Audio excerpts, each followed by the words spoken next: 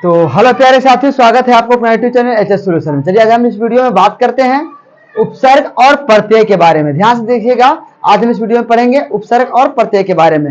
यदि आप हमारे चैनल पर नए हैं तो आप हमारे चैनल को सब्सक्राइब कीजिए, वीडियो को लाइक कीजिए और कमेंट में अपना अनुभव को बताइए और दोस्तों के साथ शेयर कीजिए। ध्यान दीजिए। अब इसी के साथ हम स्टार्ट करते हैं।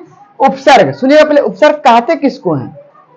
तो उपसर्ग कहते हैं वह शब्दांश जो किसी शब्द के पहले लगाया जाता है। वह शब्दांश जो किसी शब्द के पहले लगाया जाता है, हम उसे उपसर्ग कहते हैं। ध्यान दीजिएगा, उपसर्ग। ठीक है, तो उपसर्ग में उदाहरण के तौर पर आता है, पहला है अति सुंदर।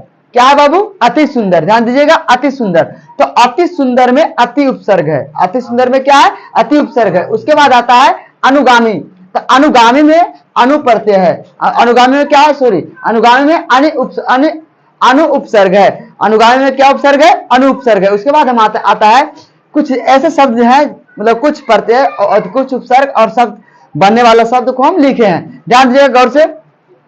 इसमें आता है कि उपसर्ग परा, जिसे बनने वाले शब्द परवल में कौन सा उपसर्ग है? तो परवल में परा उपसर्ग है। परवल में कौन सा उपसर्ग है? परा उपसर्ग है। क्लियर? परवल में प्रा जोड़ बल परवल होता है, तो परवल में परा उपसर्ग है। उसी प्रकार से आता है पराजय।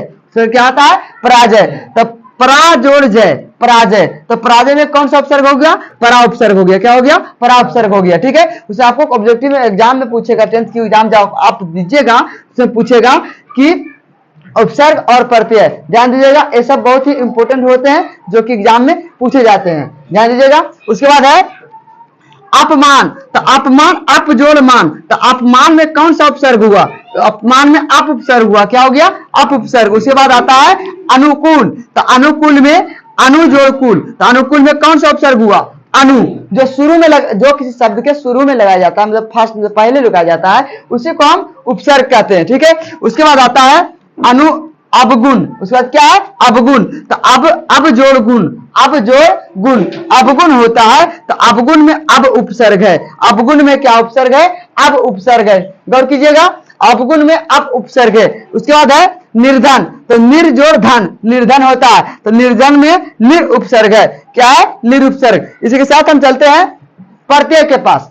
प्रत्यय देखिएगा, तो प्रत्यय किसे कहते हैं? पहले ध्यान से समझिएगा कि वह शब्दांश जो किसी शब्द के अंत में लगाया जाता है। वह शब्दांश जो किसी शब्द के अंत में लगाया जाता है उसे हम प्रत्यय कहते हैं। तो प्रत्यय में जैसे देख लीजिएगा, प्रत्यय के दो प्रकार के होते हैं। पहला है कृदंत प्रत्यय, उसके बाद होता है दूसरा तद्धित प्रत्यय। पहला होता है कृदंत प्रत्यय, दूसरा होता है तद्धित प्रत्यय। तो हम बारी बारी से दोनों को हम पढ़ेंगे। जो पहले पढ़ते हैं कृदंत प्रत्यय।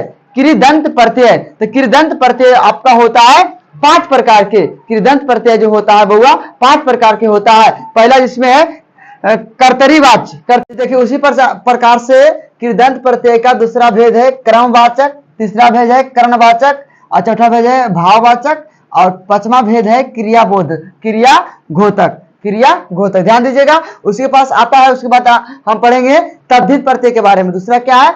तद्धित प्रत्यय। सुनिएगा, प्रत्यय का दूसरा रूप होता है तद्धित प्रत्यय, जिसमें होता है तद्धित प्रत्यय वे प्रत्यय जो संज्ञा सर्वनाम विशेषण और अव्यय शब्दों में लगते हैं, तद्धित प्रत्यय कहलाते हैं। ध्यान दीजिएगा, तद्धित प्रत्यय वे प्रत्यय जो संज्ञा सर्वनाम विशेषण और अव्यय शब्दों में लगते हैं, तद्धित प्रत्यय कहलाते हैं। तद्धित प्रत्यय भी 5 प्रकार के होते हैं। तद्धित प्रत्यय कितने प्रकार के होते हैं? 5 प्रकार के होते हैं। ध्यान दीजिएगा, तद्धित प्रत्यय भी 5 प्रकार के होते हैं। पहला होते हैं कर्तरीवाचक, दूसरा होते हैं गुणवाचक, तीसरा आपका होता है भाववाचक, चौथा होता है ऊनवाचक और 5वां होता है अपत्ययवाचक। ठीक है ना?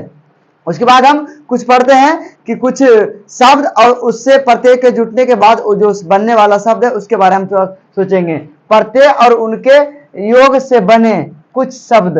तो देखिए आप पढ़ चुके हैं कि प्रत्यय वह शब्दांश जो किसी शब्द के पीछे लगता है उसे हम प्रत्यय कहते हैं। ध्यान दीजिएगा, तो पहला शब्द है उड़। उड़ में आकू प्रत्यय जोड़ देने से उड़ाकू बन जाता है। उड़ाकू। ठीक है, उड़ाकू। उड़ जोड़ अंकु, उड़ांकु बन जाता है, उड़ांकु। ठीक है, उसके बाद आता है टिक जोड़ आऊ, टिकाऊ। टिक जोड़ आऊ, टिकाऊ। इसमें क्या प्रत्यय होगा? आऊ प्रत्यय होगा। ध्यान दीजिएगा, तैर तैर शब्द है, तैर शब्द में आक प्रत्यय जोड़ देने से तैराक बन जाता है। तैर में आक प्रत्यय जोड़ देने से तैराक बन जाता है। उसके बाद हम देखेंगे खेल, खेल शब्द में आड़ी, खेल शब्द में आड़ी प्रत्यय जोड़ देने से आपका खिलाड़ी बन जाता है, ध्यान दीजिएगा।